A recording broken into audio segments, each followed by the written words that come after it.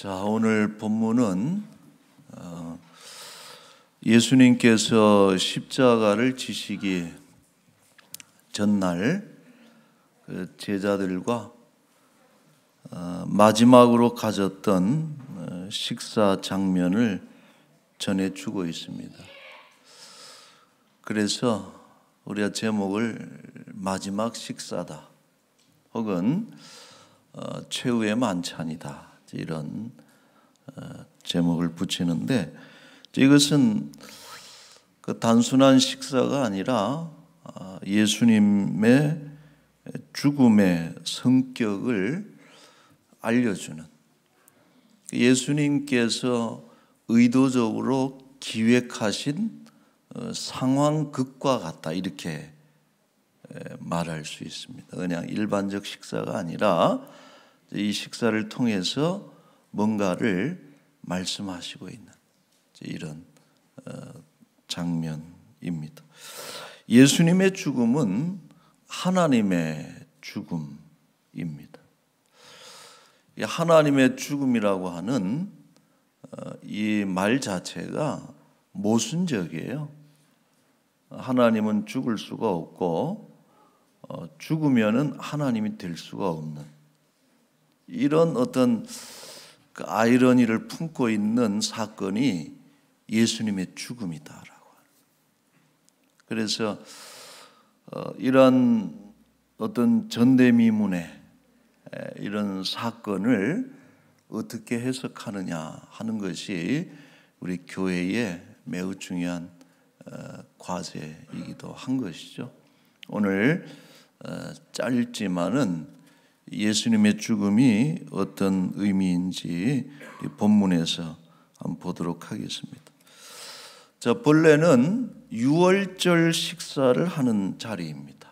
유대인들의 민족의 최대 명절인 유월절을 기념하면서 양과 또 쓴나물과 누룩이 없는 무교병, 떡을 먹는 그런 식사 시간인데, 예수님께서는 이 식사를 변형시키셨다. 그러니까 전통적으로 유월절 식사의 매뉴얼이 있습니다. 이렇게 먹고 이렇게 마시고 이런 말을 하고 이런 그 매뉴얼이 있는데, 예수님이 이것을 확 바꿔버리신 거예요.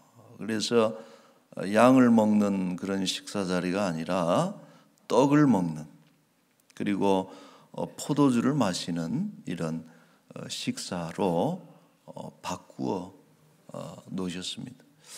그래서 사실 이 최후의 식사 만찬 이후에는 유월절 식사는 이미 의미가 없는 거예요. 의미가 없고 이 떡을 먹고 잔을 마시는 그런 식사를 하는데, 이것이 교회의 성만찬이라는 거예요. 예수님이 그런 식사의 폼을 우리한테 알려주면서 이거는 자주 할수록 좋다. 내가 올 때까지 이 성찬을 거행할 것을 우리에게 명령하셨습니다. 여기서 떡은 예수님의 몸을 말하고 포도주는 예수님의 피를 상징하죠. 그래서 떡을 먹고 포도주를 마신다는 것은 예수님의 몸을 먹고 예수님의 피를 마신다는 것입니다. 이것 때문에 초대교회에서는 아기에 찬 어떤 모함을 받게 되죠.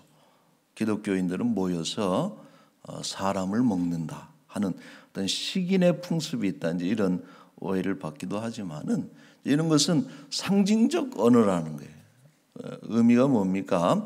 예수님의 몸을 먹는다는 것은 어떤 의미인가 하니, 예수님의 죽음을 나의 죽음으로 받아들인다, 동일시한다는 그런 의미를 가지고 있는 거예요.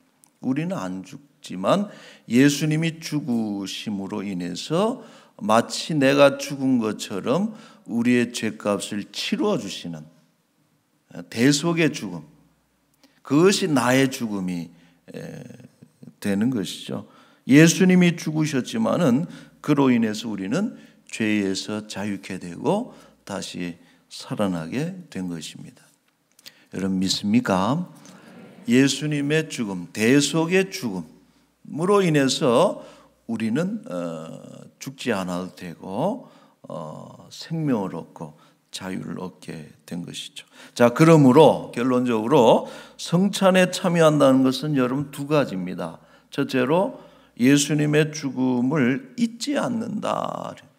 유월절 식사를 유대인들이 매년 하면서 그 출애굽의 역사를 잊지 않았던 것처럼 성찬식을 통해서 예수님의 죽음을 기념하는 거, 잊지 않는, 오늘도 우리가 기억해야 되는 것이죠. 두 번째는 뭐냐? 그리스도와 연합한다는 것입니다. 그래서 예수님의 죽으심과 연합하는 것이고, 그의 죽음이 내 죽음, 내 죽음이 예수님의 죽음. 예수님의 부활하심에 우리가 연합하는 것, 예수님의 살아나심이 나의 살아나심이 되는 것, 예수님의 의가 나의 의가 되고, 내 죄는 예수님 죄가 되고, 이런 어떤 예수님과 우리의 연합이 이루어지는 것이 성찬인데, 세례는요, 세례는 일회적으로 연합을 출발하는 것이고, 성찬은 뭐냐? 그 연합을 매번 견고하게 만드는 그런 예식이 성찬에 참여할 때마다 이런 성찬의 은혜가 있는 것입니다. 성례의 올바른 시행은 참된 교회의 표지입니다. 그동안 건너뛰었습니다. 2년 반, 5번 우리 하지는 못했는데 이제 성찬식을 오늘 가지게 돼서 너무나 기쁘고, 이 성찬은 은혜가 있습니다. 은혜의 방편이에요. 신비로운 하나님의 은혜를 체험하시고 그리스도와 더욱 견고하게 연합하는, 예수님만 따라가는 우리 모두가 될 수 있기를 축원합니다. 아멘.